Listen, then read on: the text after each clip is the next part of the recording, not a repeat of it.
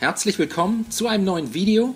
Heute zeige ich euch ein einfaches Rezept für türkische Ofenkartoffeln bzw. Kumpir mit einer Füllung aus Hackfleisch und Couscous.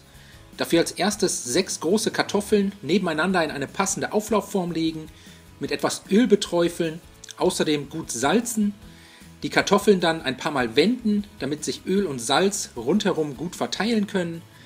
Und danach kommen die Kartoffeln in den vorgeheizten Backofen bei 200 Grad Ober-Unterhitze für ca. 60 bis 90 Minuten je nach Dicke der Kartoffeln.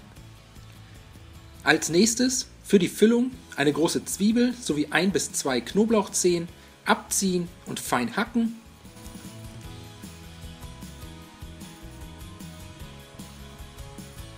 Dann eine große Pfanne mit einem guten Schuss Öl erhitzen, Zwiebeln und Knoblauch in die Pfanne geben und bei mittlerer Hitze und gelegentlichem Wenden für 2 bis 3 Minuten glasig anschwitzen.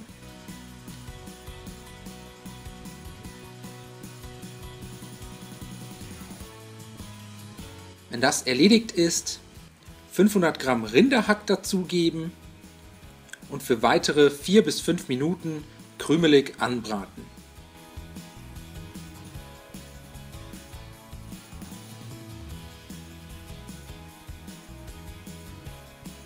Danach mit je einem Teelöffel Kumin, gemahlenem Koriander, süßem Paprikapulver und Sumak würzen.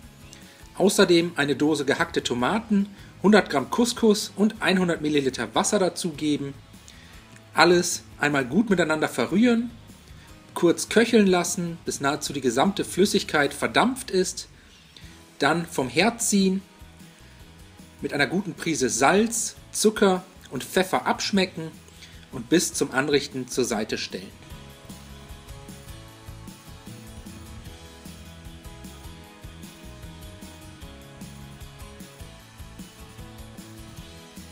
Nach etwa 75 Minuten können wir dann auch die Kartoffeln aus dem Ofen holen.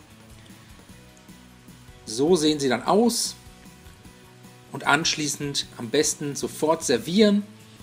Dafür die Kartoffeln auf Tellern verteilen, mit einer Gabel oder einem Messer mittig halbieren, aber nicht ganz durchschneiden.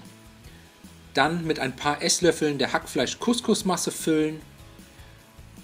Außerdem einen Klecks saure Sahne und zum Schluss mit etwas fein gehackter Petersilie garnieren. Ich hoffe, euch hat das Video gefallen. Ich wünsche euch viel Spaß beim Nachkochen.